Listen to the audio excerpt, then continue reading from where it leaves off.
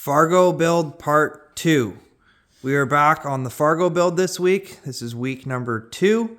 I missed a full day of filming yesterday already, but I'll show you what we got done.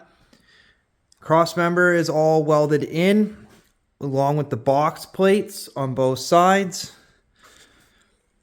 Looking pretty sharp, nice and beefy. Front spring hanger is in place. So now it has a solid front hanger for the leaf springs and not shackles up front. Ryan's got the doghouse, trans tunnel pretty much complete. It's almost all welded in, all sealed up. Still got some cleanup and some details to deal with, but it's looking pretty good. All patched in up top. It's nice and solid too. There's no real tinginess to it. Got some good structure in it. Working on floor repairs. Over the time, people have just added patch panels from underneath or the sides, layers on layers. So we're just dissecting all that and making plans on how to attack it and where to stop, and spraying rust converter in every hole that we open up to mitigate it from spreading more. Engine's been pressure washed and cleaned twice over. It's ready for paint. Be getting paint on the engine and the crossmember frame section here tonight. We'll keep on going. Let's get at it. Let's get in here, get a better shot of showing the structure that's in all of this. From the shape and the radiuses and everything, other than being a box, it is way more structurally stronger. The tinginess before was from these touching on the top, but you can see how solid that firewall is. So still got to get in here, clean up all this, dial this all in, and then it's all going to get covered with Dynamat, sealant, and some rocker guard. I believe we got rocker guard to paint all this up with, so should look pretty good. Up front, making some room in the core support. The radiator is going to have to end up coming back into the inner fenders a little bit, so these have to go no matter what. I got one side cut out. We'll end up reboxing this in for some structural support for that front body mount. Cut this one out, keep going. See if we can get this radiator and intercooler to fit in here. It's quite big for this truck. All right. So we just knocked the crossmember out, and with the weld shims that we had in here, it goes in and out nice and easy now. And now that is serviceability. So if you ever had to do an oil pan gasket, or for that matter, you could even do an in-frame on this motor by supporting the front and then dropping that crossmember out. That gives you full access to the bottom of the engine, and there's nothing impeding your way other than your axle to service it, put bearings in it, whatever you want to do. Most of the time, a crossmember like this is permanently locked into the vehicle, so you have to lift the engine out to do any major work. Or a oil pan gasket, you got to lift it up. This system will let you drop that out from the bottom. Here we go. Pretty slick. Back at it today. Didn't get too much filming done yesterday. We ran into a couple of hiccups that we had to resolve. One of them being the intercooler. We went to mock all this up into the truck, and I realized that we had the wrong one. What we had was this big tall sucker, and it looks like that's from a 3rd gen Cummins common rail 03 plus, and it is just completely wrong. It's way taller. The outlets and inlets are in the wrong spot. So I was able to get a 2nd gen Cummins intercooler from Duke Point Auto Wrecker, same place I got the Hydro Boost from. So now that all actually stacks together, wraps around properly like it is all factory, and it's quite a bit shallower. That one, it was looking like I was going to have to cut some of the bottom off and cap it to bring it physically down because it's way too tall to fit that core support up there.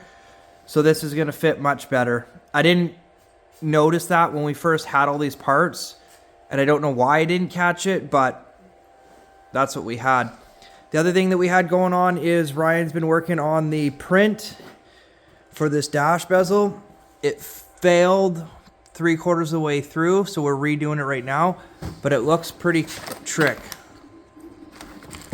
So that piece with all those gauges is going to sit right into that original spot. That's the original one, and that's what we are printing to put into the dash of this truck. I'm pretty excited for this. This is going to be cool.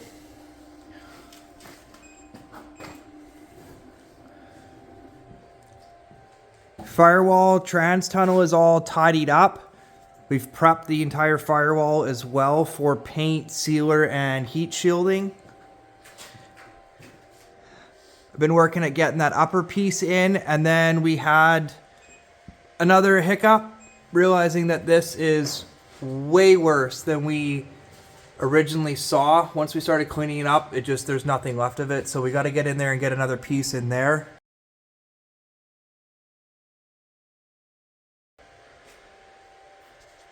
This is all tidied up as well. The entire floor, everything inside has been wire wheeled quickly. Again, ready for some paint. We got some good seam sealer and rocker guard, I believe. I'll show you that stuff, what I picked up. Should tidy that up nicely. This is the sealant that I've been using on all body stuff lately. It's fast drying, paintable. Seems like good stuff. It's also an adhesive, which is nice. And then this is the rocker guard, gravel guard. So that'll be going on the entire floor inside. Should look pretty slick. First job for me today is get in and start blending out some of these panels and finish up everything cab wise for sheet metal so we can get this sealed up and painted. Get this sucker finished and start putting it together.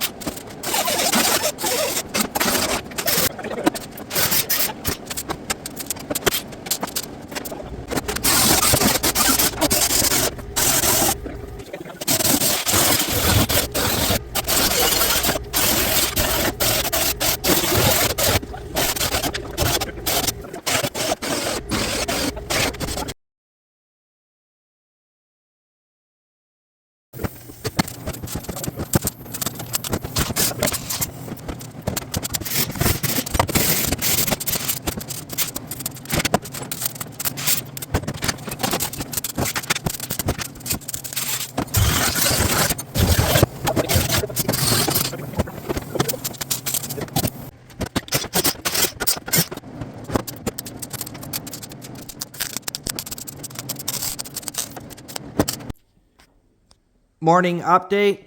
Yesterday we got all the sheet metal work finished up inside the cab. Got some black on it just as a primer before I put sealant down. We got that top header panel in. That was a bit of a crappy job, but that's all brand new now up there, all full lip box. It's all primered, rust converted on the inside. I'll drop some pictures of all of that stuff.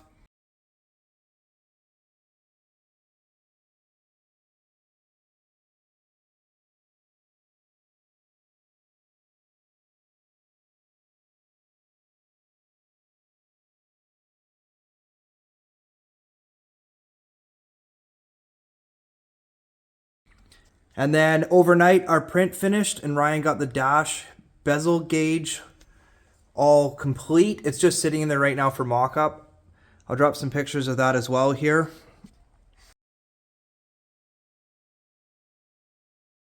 But that's looking pretty slick.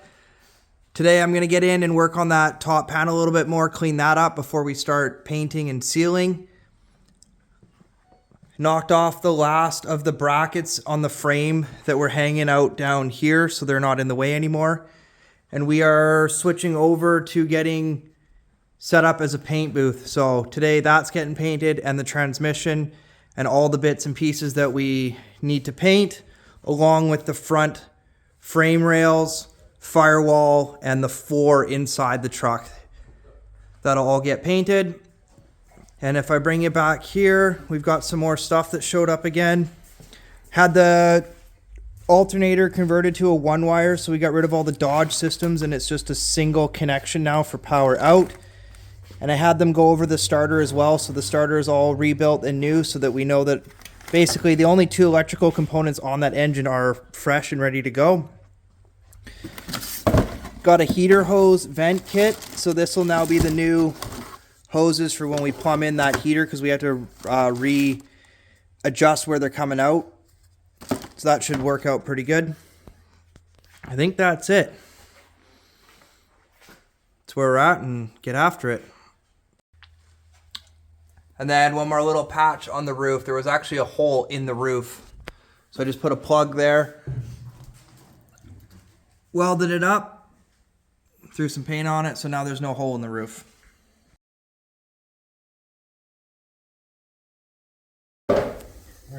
Couple extra minutes blending that out.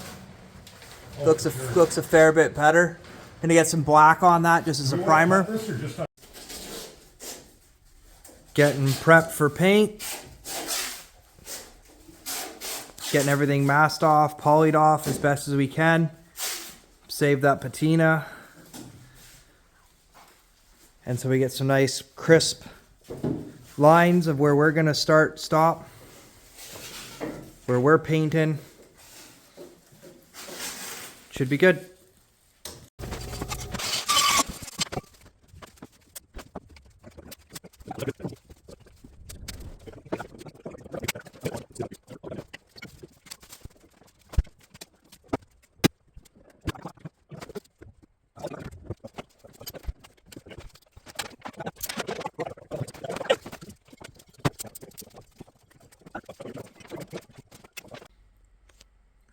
Got everything seam sealed up. I even went in and did some old previous patches that someone else has put in. A couple little pinholes in the floor that aren't worth getting into doing sheet metal work for. Everything's taped off. Engine, transmission, crossmember, motor mounts ready to go. Truck's all taped off. Time to get some paint going.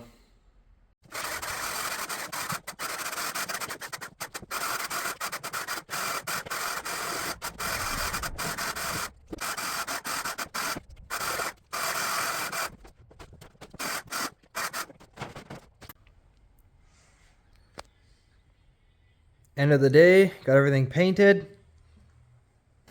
That's now Detroit green. That is now a Detroit. Inside joke there. Bracketry. Front hanger. Frame rails. Firewall. That's all real paint, not spray paint. This turned out awesome. That is all gravel guarded. It just makes everything kind of uniform.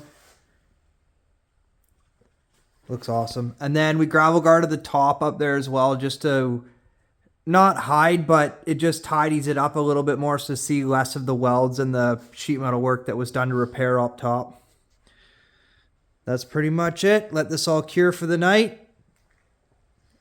And that sucker's going in tomorrow.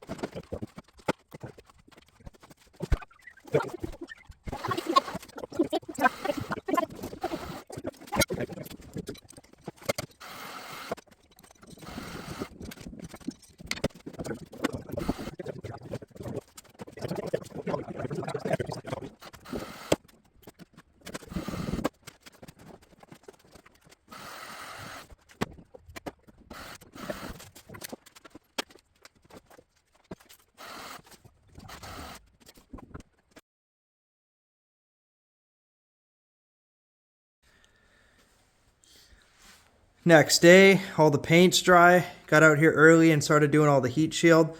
That's all done.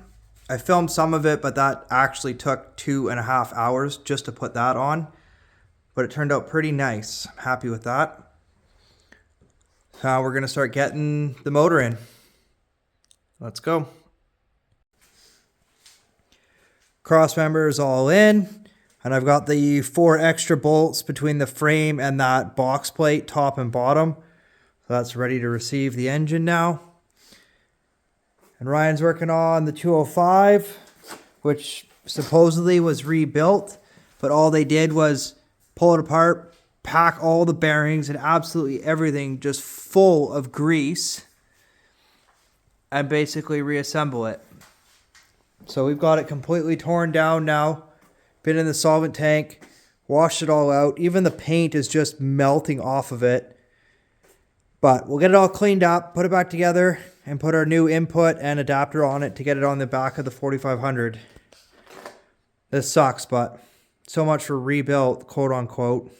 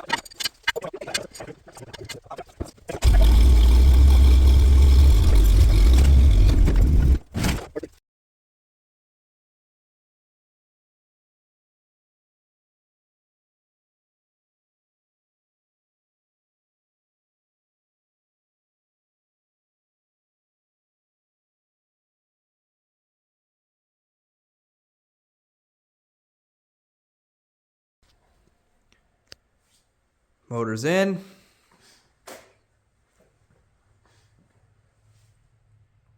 Everything clears nicely. Beautiful oil pan clearance.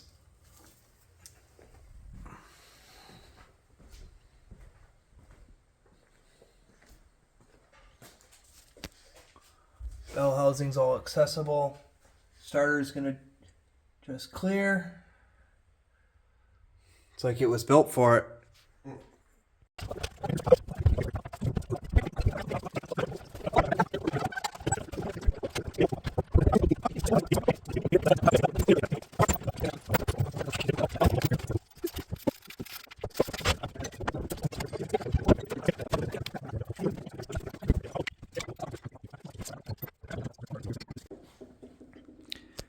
Morning update. Yesterday, you saw us get the engine and transmission in. That all went super awesome. Me and Ryan were both discussing yesterday how amazing it is that during this conversion swap of this build, the engine and transmission went into this truck one time. Did not come in and out or anything. We painted it and put it in one time and it stayed in. We ran into a couple roadblocks yesterday, which slowed us down, one of being the T-case. You saw a couple videos and pictures of it all gross.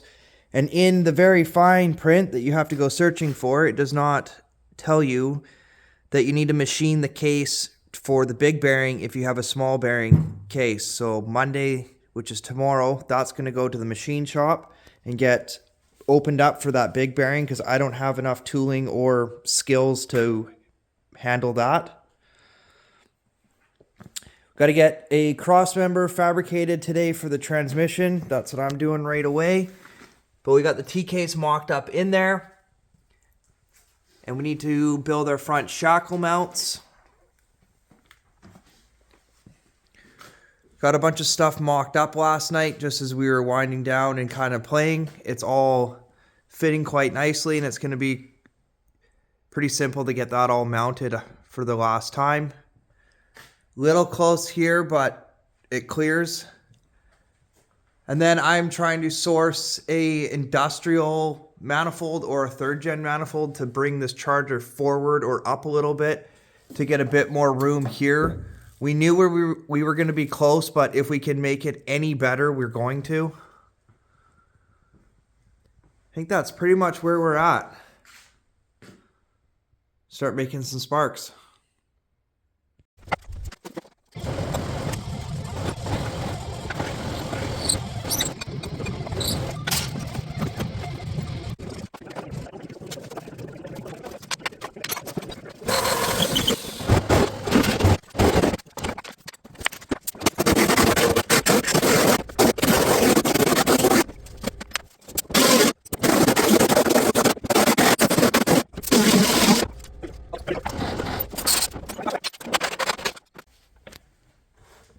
Okay, so I got my adapter fabricated out of some 2.5-inch box tube because that was missing. We did not have that factory piece. So I just made one quickly. And then we're gonna go here, down, over, and back up with some 2x3, which Ryan's got drawn up here. That's our crossmember that we're gonna put in. And being that we can do it all in CAD, we've gone over this a couple times, redesigned it, changed some things. So not only does it look correct, but it's structurally strong to how we want to build it. And the best part of doing it that way is that I've got a full printout blueprint of all my angles and lengths that I need to cut to make all that happen. So I'm going to make that now.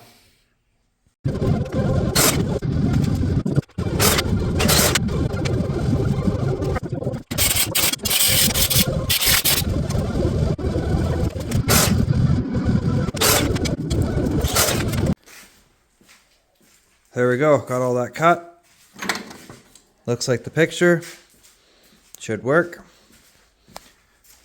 And I love having this Evolution dual miter saw that you can flip both ways and actually just take your degrees that you need and plug it in like a normal chop saw. It's super handy.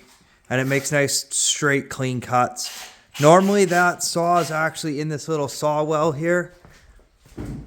This is my cut bench and it works out nice, but we got Ryan's 3D printer sitting in there because it's a happy home for that right now. I'm going to get this all cleaned up and bevel all my edges so I can get a nice weld and then blend that out so you won't see any. Get this saw out of here, clean all this stuff up, and then we will print the end pieces on the posi table, tack this together, throw it for a test fit, and if we're good, we'll weld it all out.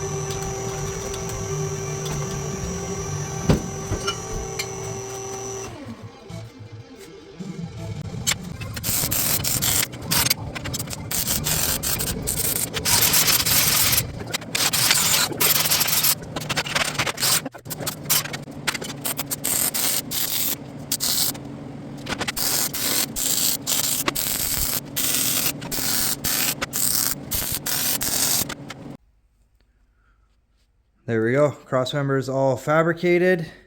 So this side sits on the frame here, 2 bolts down, and this side lifts up into place. So you've got 2 bolts holding it up and 2 from the side in shear. factory style but better. And then we've got the mount, 2 holes here, so that just drops in, and then access on the bottom for the socket to go through to get those. And then my adapter 2x piece sits on that and then up into the transmission. So I'm gonna have a coffee, clean up, and get that installed. There's the crossmember mocked in there. You can see how that side actually is sitting on the frame, carrying the load. There's the rubber mount. That's a factory Cummins mount. Adapter to get from the mount to the transmission. And then this side, 2 up from the bottom, 2 in from the side. Nice and strong. And I'm gonna leave that like that for now, but I'm gonna pull it out so I can paint it and get this case off. There's no point in bolting all this up at this moment because it's all gonna come back out.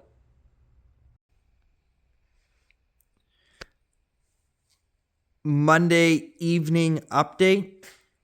Haven't done a lot of filming the last day and a half because I've been down here working on some of this stuff. So I've now got the shackles mount figured out on the frame. That has a slug through it and a box plate on the back side. The diff's kind of hanging right now, but on weight, they're just past vertical, and that's where we wanted them to be, not super soft and flatten right out with the Cummins on top of it. They actually look really good when there's weight on it. They're pretty perfect. I'm happy with how that all worked out. But that'll be nice and strong now. I got to make some proper shackles for it. That's all just mocked up and get some proper hardware for it. Gonna run full length shank bolts. And by that, if you don't know what I'm talking about, it's so that the threads are not sitting in the holes. So if you actually have a bolt and the threads are riding on the holes, they'll wear out faster and become clunky. So everything I build, I use full shank hardware all the time, every time. It means that the true dimension of the bolt is all the way through the holes and there's no threads riding on your holes. I'll drop some pictures of that in here.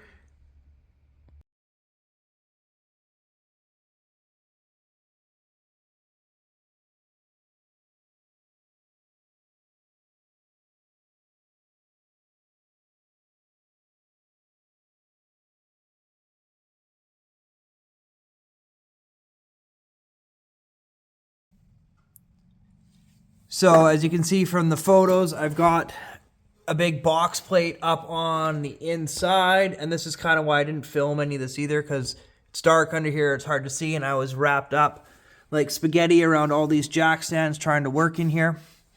And here's a bolt, and that's what I'm calling the shank. So shank threads, and when you have your bolts that are riding threads in, they're actually dimensionally smaller than the shank. So you'll end up wearing them out and get a clunk, clunk, clunk. And if you get bolts that go all the way through your hardware, so that when this shank comes through, you're now riding on the shank, not your threads. So I hope that clarifies what I was talking about. They end up with long hardware, and sometimes you got to run a couple extra washers and stuff to pull it back enough to get the thread so that you're not having shanks sticking out past where you need to work. But it's better to do it that way than be a shorter bolt and have your stuff, suspension components riding on your threads.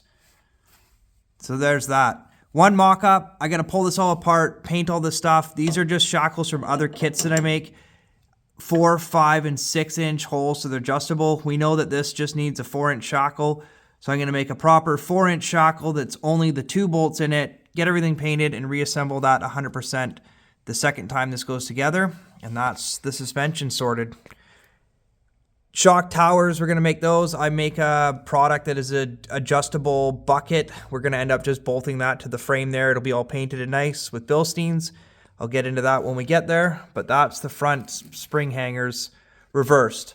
So now we've got the solid hanger at the front, shackles in the back, and before it was solid in the back, shackles in the front, which means it can kind of walk around on you when you're steering, especially with all this weight now up front.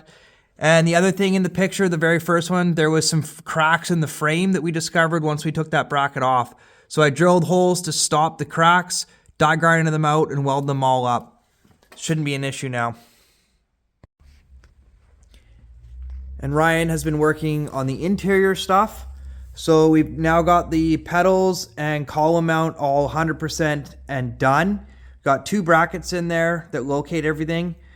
I will drop some pictures of that here now.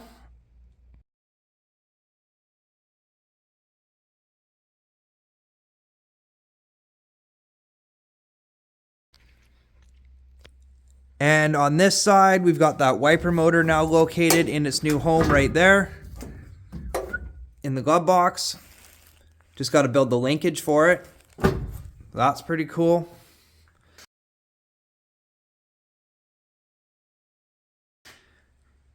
And that's pretty much where we are at right now. Ryan is out of here. He's heading home for a short 3-day stay. And then he'll be back for round 3 on this truck. And we are hoping to knock this out by the weekend. So what's today? Monday? He'll be back Thursday. We're going to work Thursday on and try and finish this thing up over the weekend. It looks like a lot, but we're actually not that far off. We've got... Put the fuse panel in and wire it. Throttle cable hole through the firewall. Wiper linkage. Intercooler and rad mounts, which are actually quick and easy. Throw the steering box back on it. Column mounts done. I got to pick up hardware. Fuel tank mount and some plumbing. It's actually not that bad. We are close. So check back in another week or so and hopefully we'll be driving this sucker. I'm going to add one more clip in here before I sign out on this video. As Ryan's away, I'm going to keep working though. I'm going to get this tank mounted and build a dual battery mount set up in here, toolbox-ish. So I'll bring you along for the ride on that one. And then I did drop that transfer case off at the machine shop this morning, so they have it. I'm hoping to have that back for Friday so that we can assemble all that this weekend. We've got everything we need to build drive shafts in-house, so that's going to happen as well. And go check out Ryan's channel because he's got 2 of his own videos up on his side of what he's been doing, all the sheet metal and bits and pieces on this stuff. So check it out.